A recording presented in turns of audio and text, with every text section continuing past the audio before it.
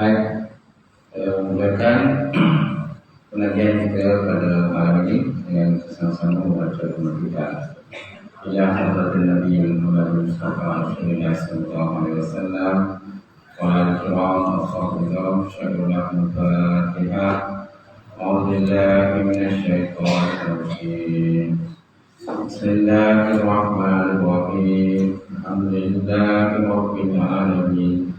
Ar-Rahmanir-Rahim, Maliki Yawmiddin. Iyyaka na'budu wa iyyaka nasta'in. Ihdinas siratal mustaqim. Siratal ladzina an'amta 'alaihim ghairil maghdubi 'alaihim waladdallin. Amin. Assalamualaikum warahmatullahi ta'ala wabarakatuh. Alhamdulillahilladzi nahmaduhu wa nasta'inu wa nasta'hdi wa na'udzu billahi min shururi anfusina wa min sayyiati a'malina. May yahdihillahu fala mudilla lahu wa may yudlil fala hadiya lahu. Asyhadu an la ilaha illallah wahdahu la syarika lahu wa asyhadu anna Muhammadan 'abduhu wa rasuluhu wa khaliluhu wa syafi'uhu. Allahumma shalli wa sallim ala Adhan Nabi Karim wa ala malaikatil muqarrabin wa ala alihi wa sahbihi ajmain. Allah Subhanahu wa ta'ala Al-Quran Al-Karim, A'udzubillahi minasyaitonir rajim. Bismillahirrahmanirrahim. Yarfa'illahu alladzina amanu minkum walladzina utul ilma darajat. Maksudnya Allah Subhanahu wa ta'ala mengangkat orang-orang yang beriman dan berilmu di kalangan kamu akan beberapa derajat. Wa qala Nabi sallallahu alaihi wa ala alihi washabbihi wa baraka wa sallam, talabul ilmi fardhatun ala kulli muslimin wal muslimat. Maksudnya menuntut ilmu itu adalah wajib kepada sekalian orang lelaki dan perempuan yang Islam. Nawaitu ta'allum wa ta'lim wa tazakkura wa tazkir wa naf'a wal intifa' wa ifadat istifadah wa hasa 'ala tamassuki bi kitabillah wa sunnati rasulih wa du'a ila al-huda wa dalalat ila al-khairi ibtigha wajhillah amarqati wa qumi wa sawami subhanahu. Yang mati silakan Tuan Imam, punya Tuan Bilal, kemudian pengurusi masjid dan kuasa masjid, dan haji, dan hajar, sidang rumah, muslimin muslimat yang dengan Allah Ta'ala. Alhamdulillah kita banyak berpuji dan syukur kepada Allah Subhanahu wa Ta'ala dengan limpah kurnia rahmat kepada Allah. Sekali lagi tuan-tuan, dapat bersama malam ini untuk kita sambung kitab Aqidatul Najib. Soal apa dan kena Najib ni soal apa?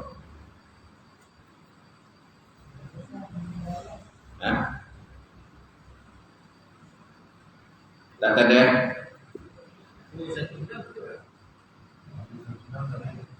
Hah? 216. 216.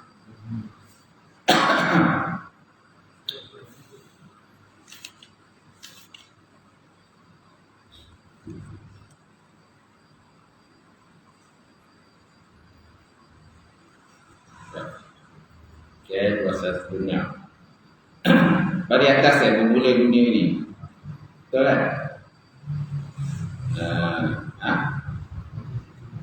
Bermula dunia ini negeri bagi orang yang tiada negeri kan. Begitu. Baik. Allah musannif wa ta'ala wa nafa'ana bi ulumihi fi darin amin. Surat 206 yang rumilah, yang jawi saya tak pasti berapa. Baik. Kalau saya punya apabila ditilik oleh orang berakal, maka apabila ditilik oleh orang berakal, surat 206 juga tapi dia masih dalam sikit. Bermula dunia itu atau bawah sikit. 1, 2, 3, 4, 5, 6, 7. Hadis yang ketujuh, daripada bermula dunia itu negeri bagi orang yang tiada negeri. Baik.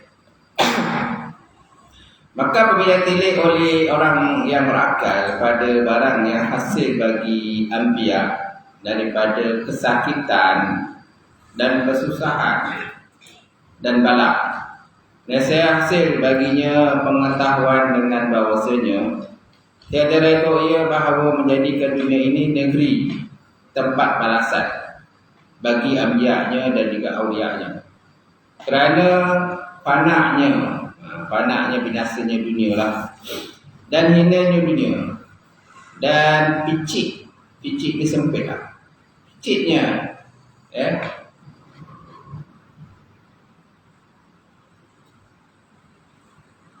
dan picitnya daripada barang yang memberi dia akan mereka itu daripada nikmat.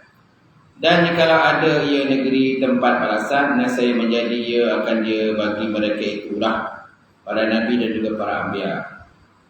Kerana bahasanya mereka itu terlebih banyak ibadah daripada makhluk. Di dunia ni orang kata maksudnya tiada nilai lah pada para nabi dan juga para anbiya. Kalaulah dunia ni ada nilai, maknanya yang sepatutnya mendapat kedudukan yang hebat ialah para nabi, para rasul lah. Yang kaya raya para nabi dan para rasul lah. Dan sebab apa? Nisbah daripada ibadah mereka buat tu memang banyak berbanding dengan ibadah kita. Tapi sebab ke dunia ni tiada nilai pada para nabi dan para rasul dan juga awliya, jadi tiadalah mereka itu dalam hidup dalam kaya raya. Mereka hidup dalam keadaan miskin, kesulitan hidup, kesukaran hidup dan sebagainya. Tapi kalau mereka nak, boleh je dunia ni. Itulah ulang-ulang. Maka apabila tilik oleh orang berakal pada barang yang hasil bagi anbiya daripada kesakitan dan kesusahan dan bala, yang saya hasil baginya pengetahuan dengan bahawasanya tiada reda ia bahawa menjadikan dunia ini negeri tempat balasan bagi anbiya dan awliya. Tiada reda itu siapa? Allah lah. Allah Ta'ala tiada reda dunia ini sebagai negeri balasan kepada anbiya dan awliya. Kerana dunia ini nisbahnya fana, binasa, dan dunia ini pun hina dan picitnya kehidupan dalam dunia daripada barang yang memberi ia akan mereka itu daripada segala nikmat. Dan jikalau ada ia negeri tempat balasan, nescaya menjadi ia akan dia bagi mereka itu para anbiya dan awliya lah.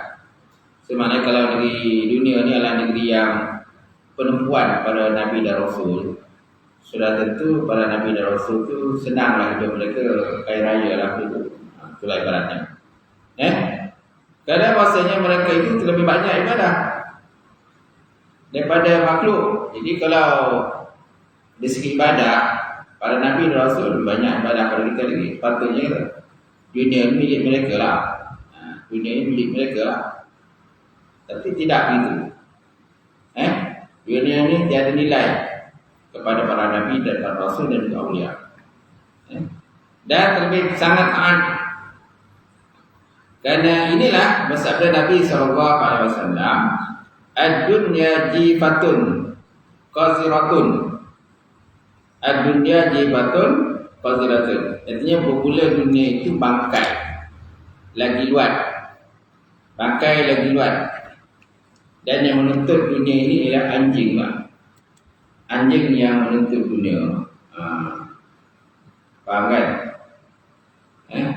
Cuma adakah dia ni yang merupakan hadis? Ini menjadi persoalan lah. Dia ada beberapa ayat kenaan dengan hadis ni.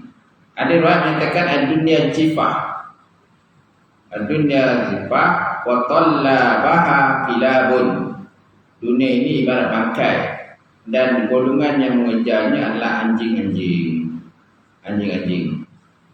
Kemudian ada pula riwayat menyatakan ad-dunya jifatun wan nasu kilabuha. Dunia itu ibarat anjing dan manusia adalah anjing-anjing. Manusia adalah anjing-anjing. Dan ada pula riwayat menyatakan ad-dunya jifah faman aradaha falyasbir ala mukhalifah al-kilab. Dunia ini adalah bangkai, maka sesiapa yang menginginkannya hendaklah dia bersabar dengan dalam bercampur dengan anjing-anjing. Campur-campur dengan anjing-anjing lah. So apakah martabat hadis ini? Adakah dia ini merupakan hadis atau tidak? Persoalannya. Okay. So jawapannya, kalau ikutkan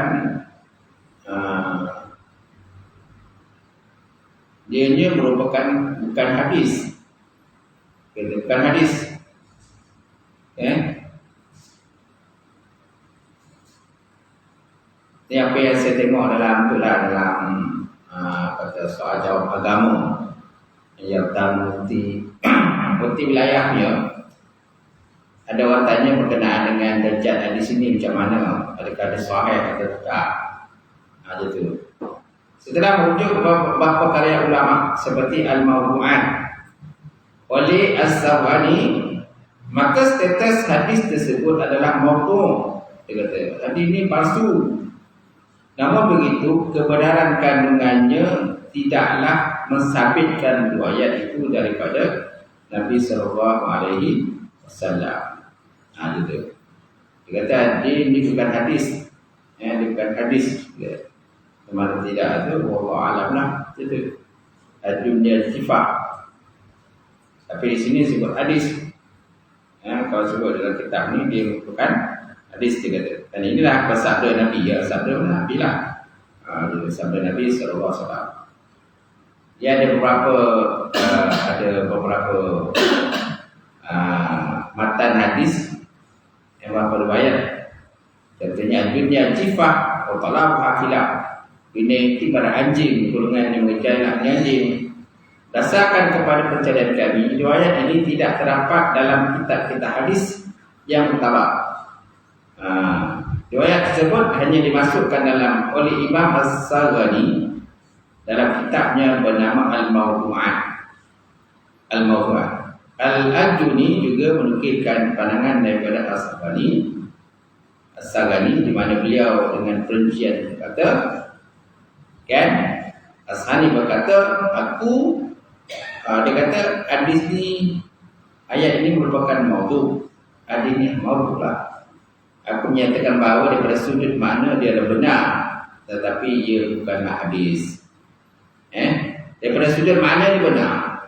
Benar sebenarnya maknanya memang dunia ini adalah ibarat bangkai. Dunia ini ibarat bangkai lah, dan nilai lah kepada para nabi dan para rasul, dan nilai pada mereka. Itu. Cuma lafaz hadis ini mungkin diragukan lafaz hadisnya. Dia kata dunia jifah. Wanasu kilabuha, antaranya lah dunia ini para pakai, manusia itulah anjing-anjingnya. Wallahu a'lam lah itu. Cuma daripada segi maknanya betul, makna dia betul lah. Walaupun dia punya matan hadis tu ada pendapat dia adalah matan mawdu' palsu, tapi kandungannya adalah benar. Dunia ini makna tiada nilai lah. Daripada sisi para nabi dan juga para rasul dan juga oleh Allah Subhanahu wa taala. Baik. Ad-dunya jifatun qadhiratun. Bermula dunia itu bangkai lagi diluati, luat dah.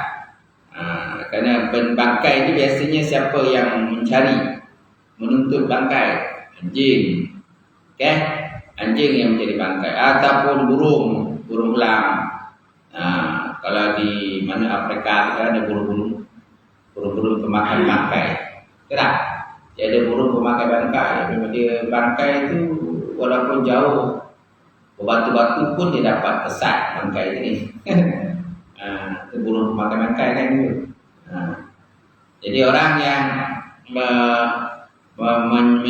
menuntut bangkai tadi sama seperti burung pemakan bangkai lah. Betul.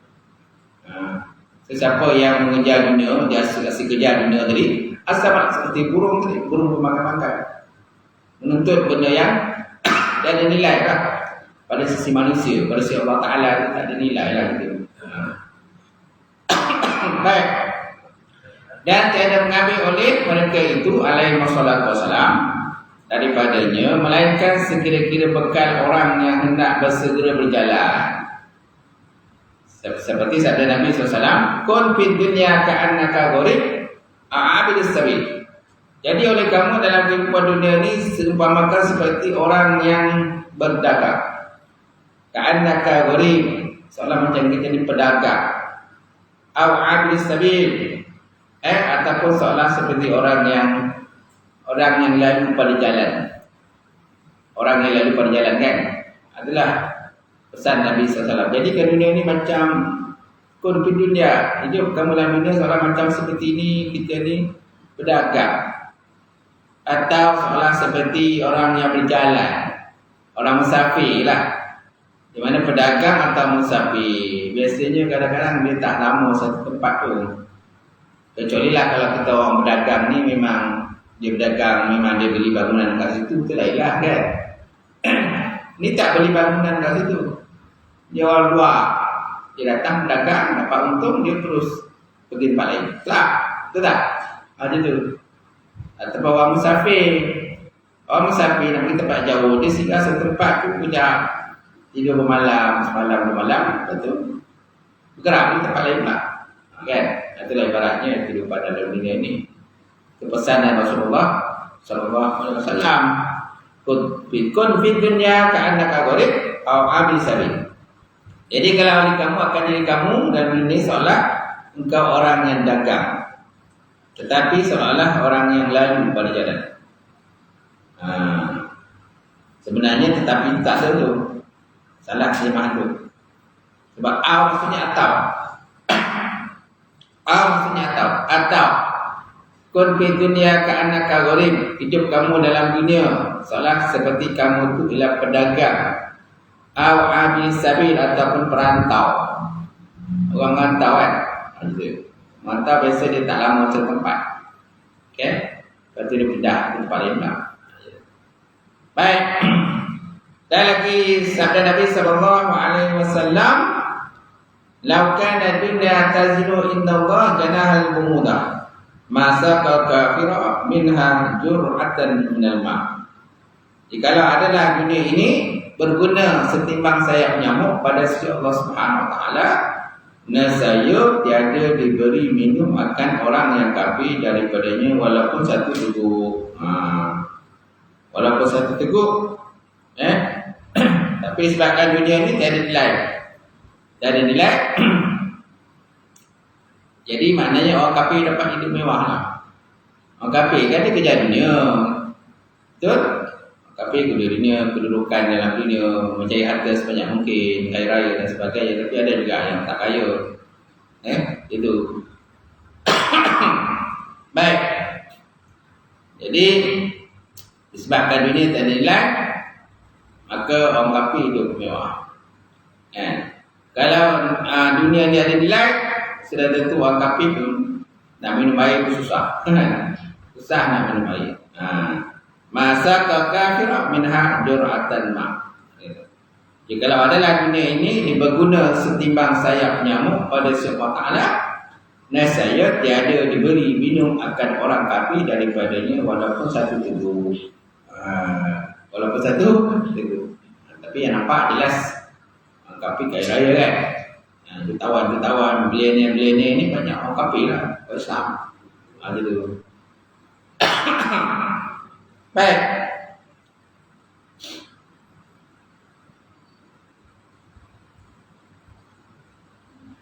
Selanjutnya, dan sesungguhnya telah sampai ke Nabi sallallahu alaihi wasallam oleh bahawa Usamah anak Zaid, dia ada cerita sikit lah. Usamah anak Zaid membeli ia akan jariah hamba hamba perempuan secara bertangguh harganya sebulan. Dia beli tapi tangguh bayar lah, tentu. Beli dulu, bayar tangguh kemudian. Bayar kemudian lah, bertangguh harganya sebulan. Maka bersabda Nabi SAW bahwasanya Usamah demi Allah panjang angan-angannya. Usamah ni panjang angan-angan. Dia kata, ini Nabi punya macam sindiran Nabi lah pada Usamah bin Zaid tadi. Kenapa sabda ya?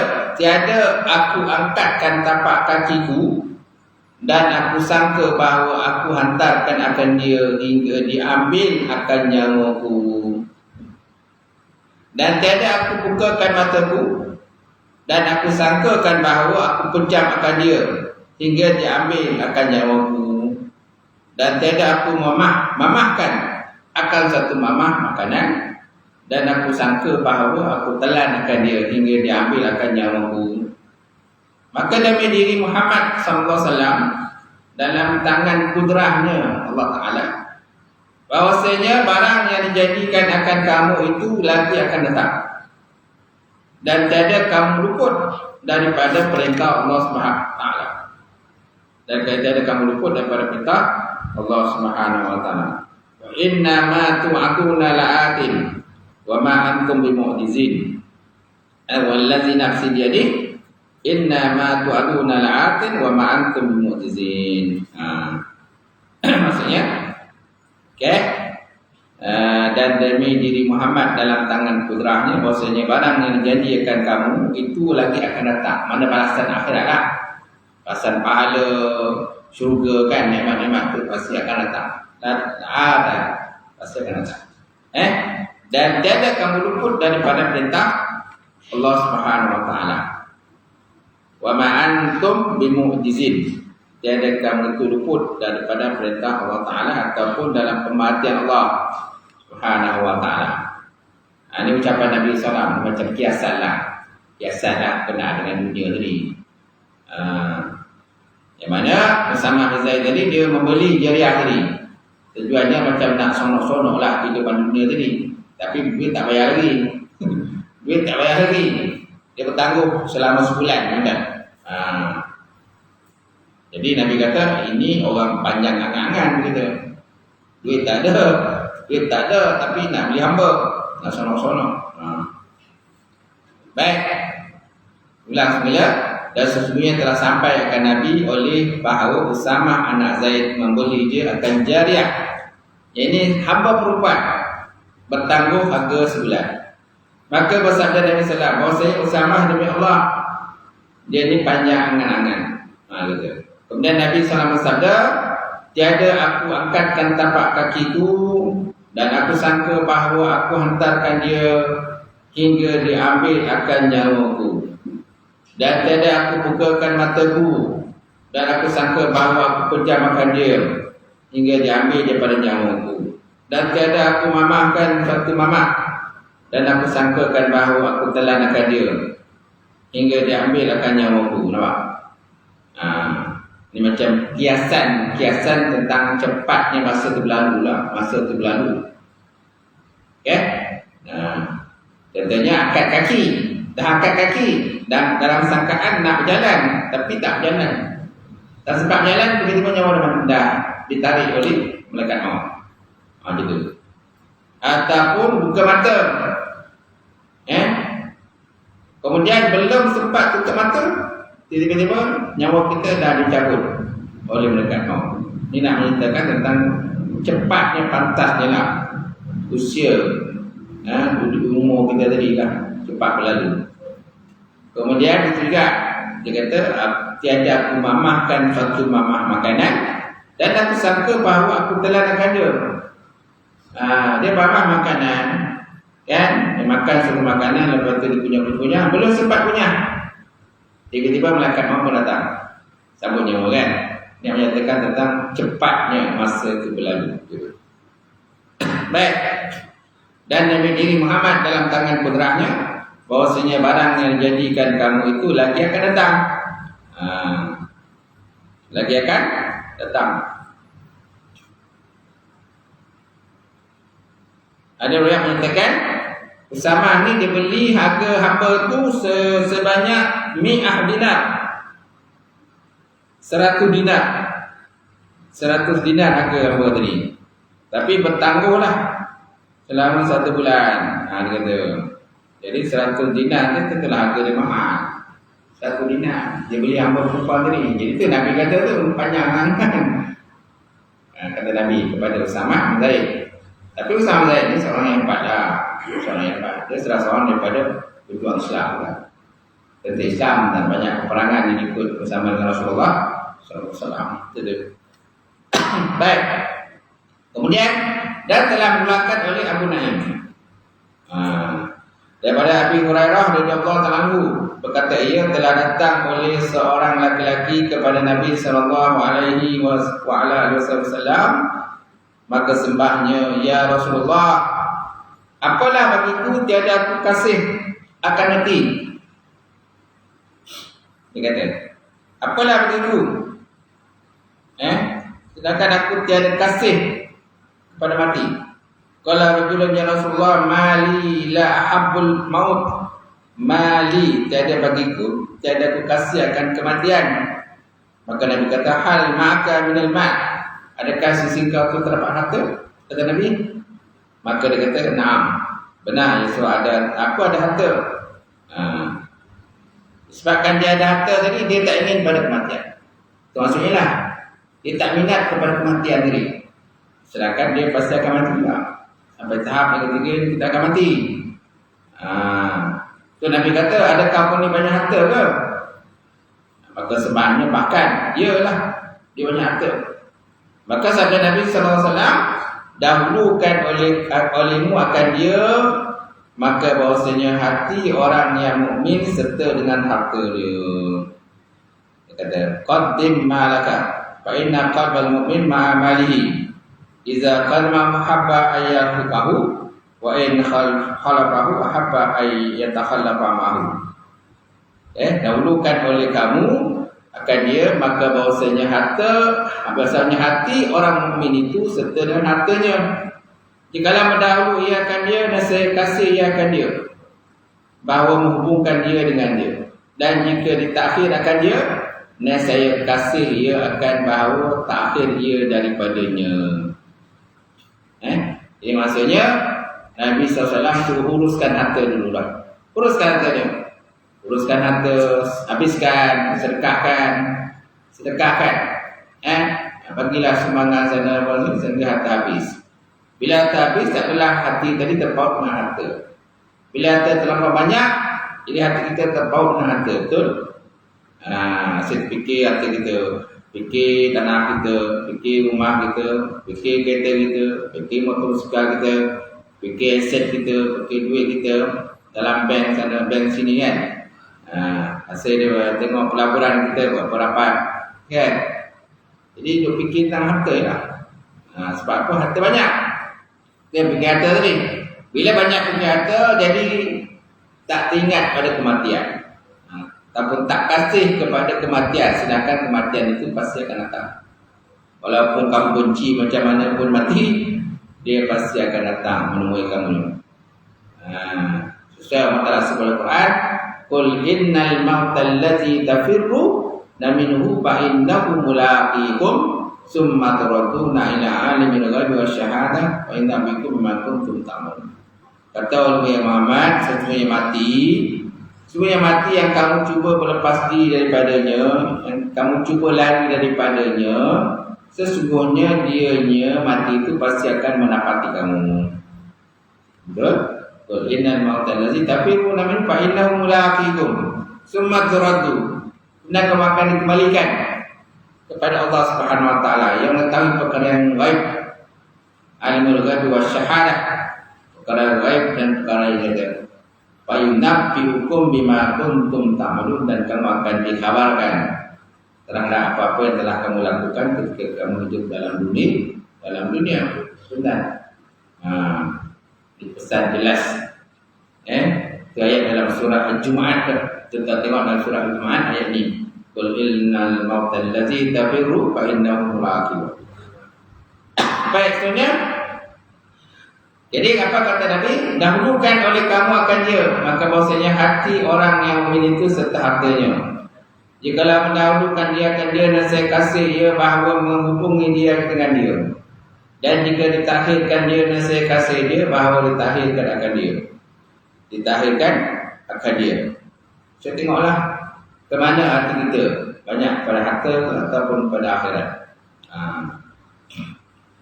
Dan ketahui olehmu bahwasanya celah yang warid daripada dunia itu hanya senya ia pada dunia yang berbimbang daripada Allah Ta'ala, iaitu yang menyampaikan daripada ibadah akan Allah Ta'ala dan atas dunia. Dan atas dunia ditanggungkan sabda Nabi SAW, ad-dunya mal'unatun al-mal'un ma fiha illa zikrullah wa ma walahu. Artinya bermula dunia itu kena laknat. Dunia ini kena laknat, lagi kena laknat barang yang di dalamnya dunia, melainkan zikrullah, melainkan orang yang suka berzikir kepada Allah, dan barang yang mengiringi dia akan dia.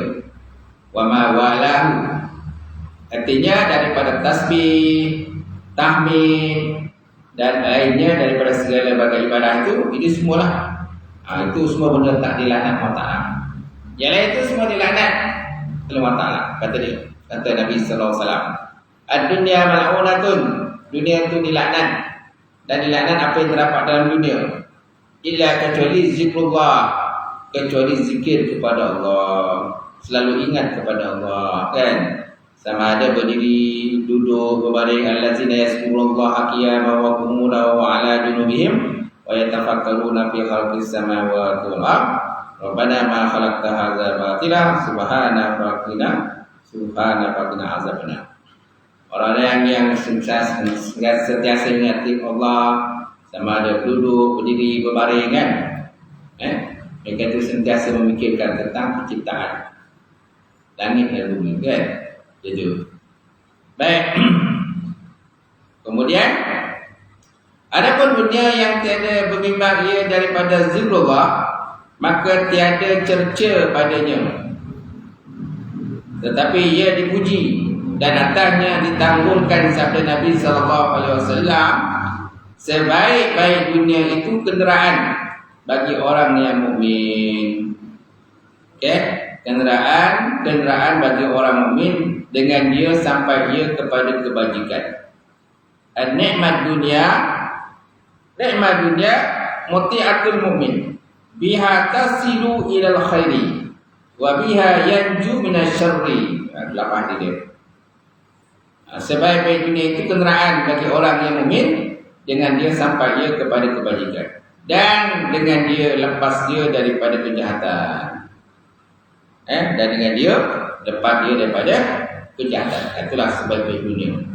Maknanya dunia macam jembatan berhubungan dia sampai kepada akhirat, kepada Allah Subhanahu wa Ta'ala. Baik. Dan dengan demikian itu diketahui akan bahawasanya dunia itu tiada ia kepujian bagi zatnya dan cerca bagi zatnya. Tiada ia kepujian bagi zatnya, mana daripada segi zat dunia ini memang tiada kepujian apa-apalah, dan cerca bagi zatnya.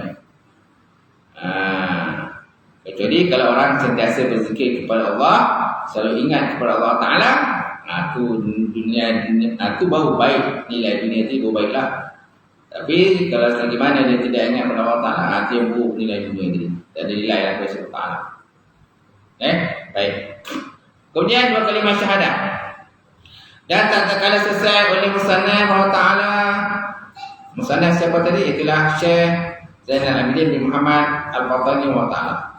Dan tak kala selesai oleh musannaf, mana pengarang rahimahullah ta'ala, daripada berkata-kata atas barang yang wajib atas tiap-tiap mukallaf, mengenalkan dia, mentamamkan dia dengan faedah dengan menyatakan kelebihan kalimah yang musyarafah, ialah kalimah tauhid. Kalimah tauhid. Jadi dah selesai lah bicara-bicara yang lepas tu berkenaan dengan berkenaan dengan sifat wajib kepada Allah, sifat yang mustahil kepada Allah, sifat Rasul kan, dan sebagainya. Selesai itu semua, baru dia masuk dalam bab dua kalimah syahadah pula. Gitu. Iaitulah kalimah tauhid. Ulang semula. Dan tak kala selesai oleh musannaf Allah Ta'ala daripada berkata-kata atas barang yang wajib atas tiap-tiap mukallaf, mengenalkan dia, mentamam, maknanya mensempurnalah mentamam ia akan faedah dengan menyatakan kelebihan kalimah yang musyrafah, yang mulia, ialah kalimah tauhid. Dan berkata ia, wa yajma'u ma'ani hadhil aqaid kulliha qaulu la ilaha illallah Muhammad Rasulullah is makna uluhiyyati istighna'u ilah al-ilah an kulli ma siwahu ilaih. Wa makna la ilaha illallah la mustaghniyan an kulli ma siwahu wa muftaqinan ilahi kulli ma adahu illallah. Baik. Maksudnya, dan menyimpulkan akan segala makna ini akait sekaliannya oleh katanya musannaf la ilaha illallah Muhammad Rasulullah. Kerana makna ketuhanan itu terkaya Tuhan daripada tiap-tiap barang yang lainnya. Kerana makna uluhiyah istighna al-ilah an kulli ma siwa. Kerana makna ketuhanan itu terkaya Tuhan daripada tiap-tiap barang yang lain daripada Tuhan. Dan berkehendak oleh tiap-tiap barang lain itu kepadanya Allah. Berkehendak pula. Muftakiran ilahi kulli ma'adahu. Berkehendak. Itu dikatakan sifat istighna, sifat istiqah tu. Kita masuk, sekarang ni masuk istighna dan iftikar. Maka makna la ilaha illallah itu tiada ia terkaya daripada tiap-tiap barang yang lainnya, dan tiada berkehendak barang kepadanya oleh tiap-tiap barang yang lainnya melainkan Allah Subhanahu wa taala.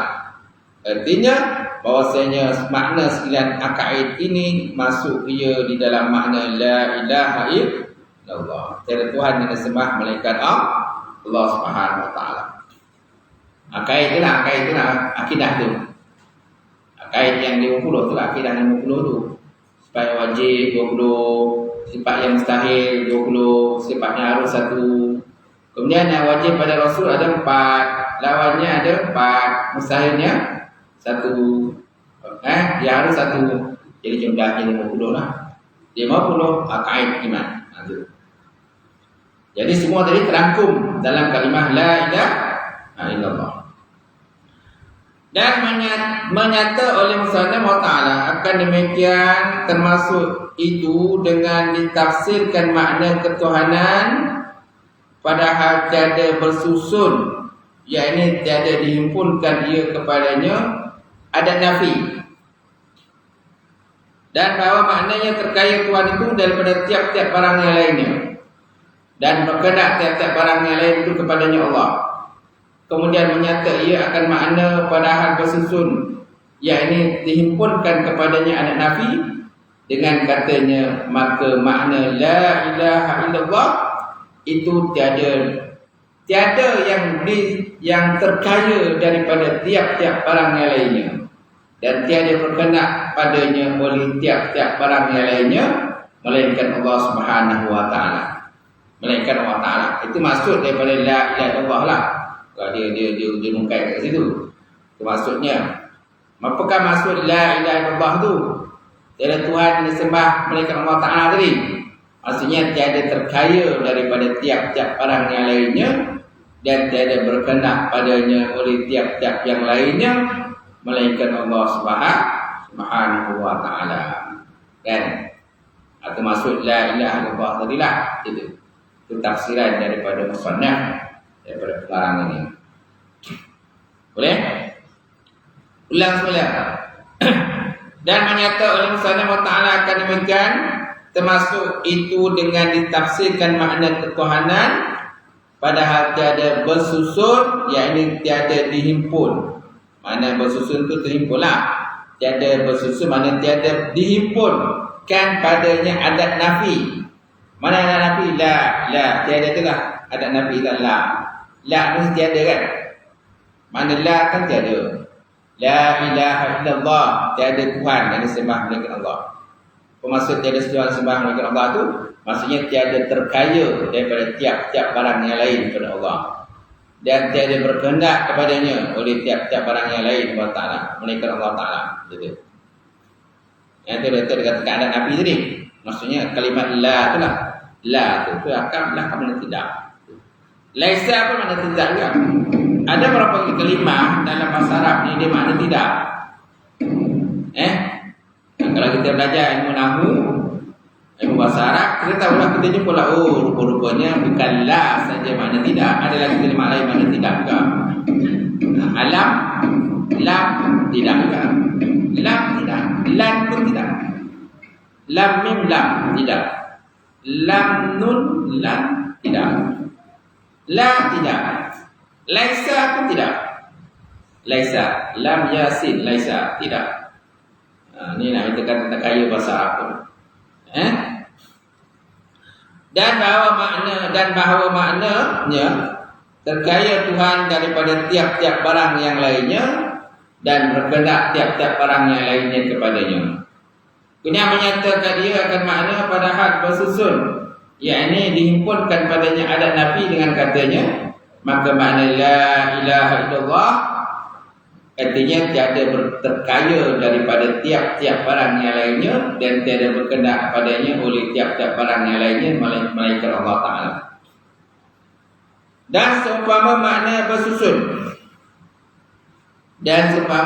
bersusun. Ini iaitu la ma'bud bihaqqin fil wujud illallah. La ma'bud bihaqqin fil wujud illallah. Artinya tiada yang disembah dengan sebenar pada wujud melainkan Allah Ta'ala. La ma'bud bihaqqin fil wujud illallah. Maka arti Allah Ta'ala itu nama bagi zat Tuhan kita yang wajib wujud, yang wajib wujud, yang bersusun ia dengan segala sifat kamalan, segala sifat-sifat kesempurnaan, dan maha suci daripada segala sifat-sifat kekurangan, naqais, dan maha suci ia daripada dapat dirupakan dengan suatu rupa. Maha suci ia dapat dirupakan dengan sesuatu rupa. Tak boleh dirupakan Allah Ta'ala dengan sesuatu rupa. Dan makna inilah yang diamalkan tatkala menyebut la ilaha illallah pada segala negeri yang besar-besar pada sekalian masa, kerana mudah menghadirkan dia, sebab pendeknya lagi pula terkandung dalamnya oleh barang yang terkandung padanya, la mustaghniyan an kulli ma siwa wa muftaqiran ilahi kulli ma adahu illallah. La mustaghniyan mana tidak terkaya daripada tiap-tiap barang selainnya, wa muftaqiran dan berhajat kepadanya, kulli ma adahu tiap-tiap barang selainnya, illallah kecuali Allah Ta'ala. Semua berhajat kepada Allah Ta'ala. Yang lain-lain semua tidak terkaya. Yang terkaya ialah Allah Ta'ala. Allah Ta'ala terkaya daripada setiap sesuatu. Itu dikatakan istighna. Iftikar maknanya berhajat. Makhluk berhajat kepada Allah. Tiada tempat lain yang kita berhajat, melainkan semuanya berhajat kepada Allah Subhanahu Wa Ta'ala saja. Itulah zat wajibul wujud, Tuhan sekalian alam. Itu. Kemudian menghadirkan makna akaid iman.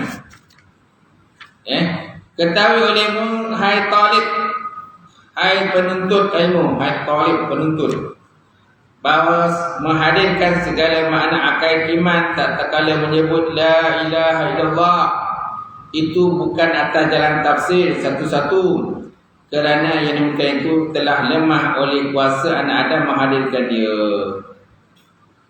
Dia kata musannaf, Kan?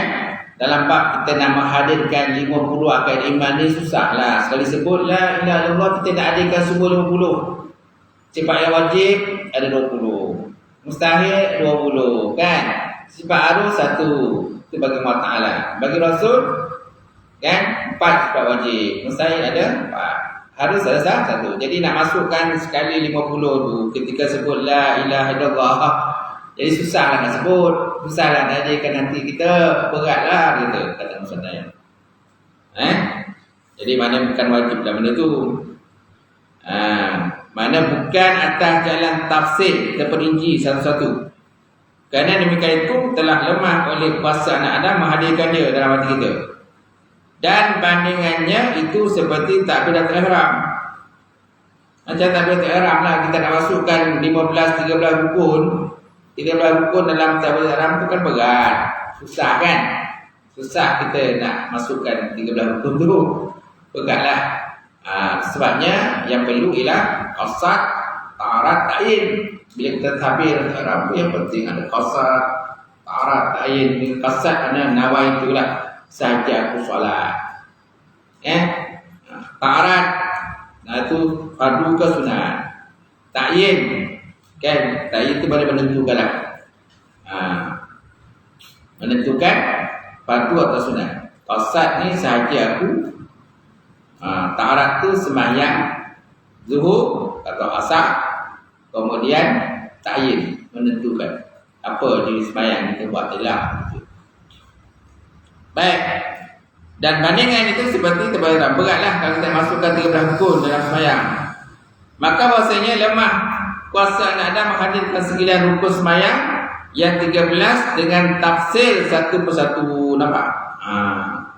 Beratlah kita sebutkan satu-satu rukun tu. Kita ada rukun qauli, rukun fi'li, rukun kata qalbi dan sebagainya.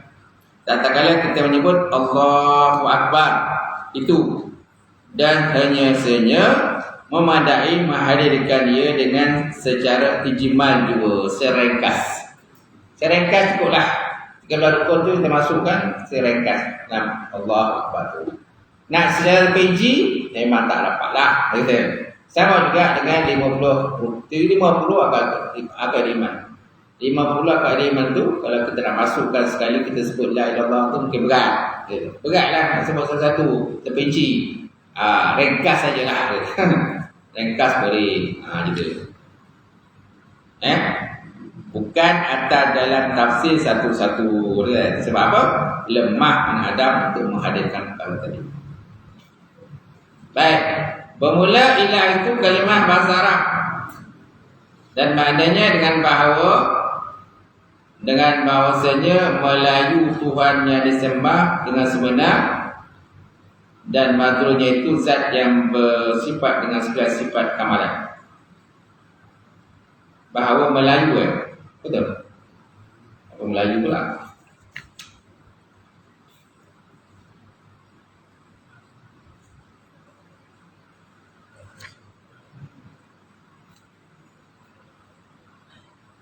Bukan Melayu Tuhan dengan bahasa Melayu. Kadang-kadang kata setengah orang yang mendakwa dirinya itu alim, yang berkata ia bahawa ilah itu bukan makna Tuhan dengan bahasa Melayu. Dan biasanya makna ilah itu yang kaya. Dan makna ilah itu yang kaya. Bermula ilah itu kalimah bahasa Arab. Dan maknanya itu dengan bahasa Melayu. Dan maknanya dengan bahasa Melayu Tuhan yang disembah yang sebenar. Dan madlulnya itu zat yang bersifat dengan setiap sifat kamalan. Madlul mana petunjuknya? Madlul petunjuknya itu iaitulah zat Allah Subhanahu Wa Taala.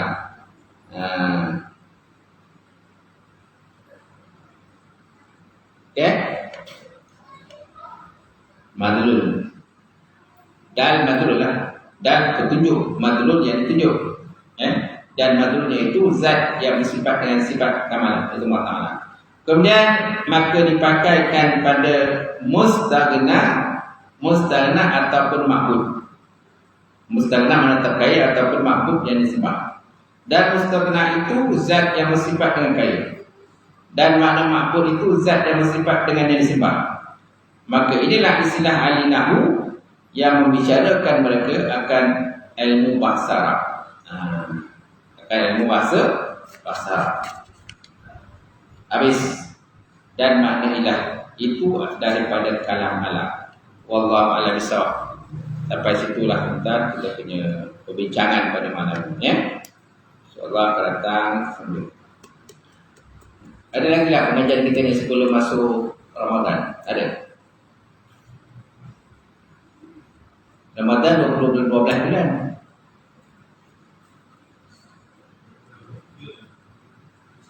Ada sekali lagi ya? Okey, mana ada sekali lagi lah. Kalau tak ada apa-apa hal arah melintang, mana kita ada sekali lagi kuliah pada bulan 2 bulan ya?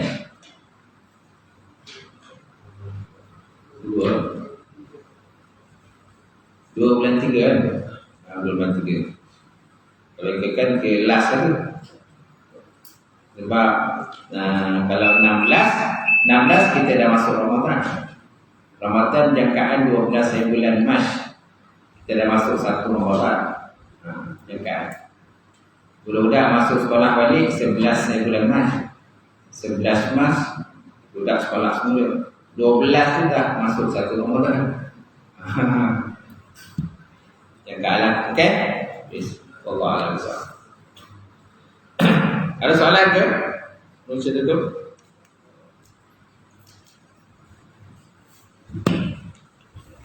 Ada ya? A'udzubillahi minasyaitonir rajim. Bismillahirrahmanirrahim. Alhamdulillahirabbil alamin wassalatu wassalamu ala asyrofil mursalin wa ala alihi washabbihi ajmain. Allahumma shalli ala nabiyyina wa yaqinan shadiqan wa alim taqabbala rizqan halalan mubarakatan katsiran wa siyana qadai alim wa lana qulubana bi nuril ma'rifataka wa tahana wa afid. Allahumma faqina bidin wa alimna ta'wil ya rahman rahimin. Allahumma barik lana fi Sya'ban wa balighna Ramadan ya arhamar rahimin. Allahumma lana haqqa haqqa wa rzuqna ittiba'ah wa arina batila batila wa rzuqna ijtinabah. Rabbana atina fid dunya hasanah wa fil akhirati hasanah wa qina adzabannar. Subhana rabbika rabbil izzati amma yasifun wa salamun alal mursalin walhamdulillahi rabbil alamin. Qul huwallahu ahad.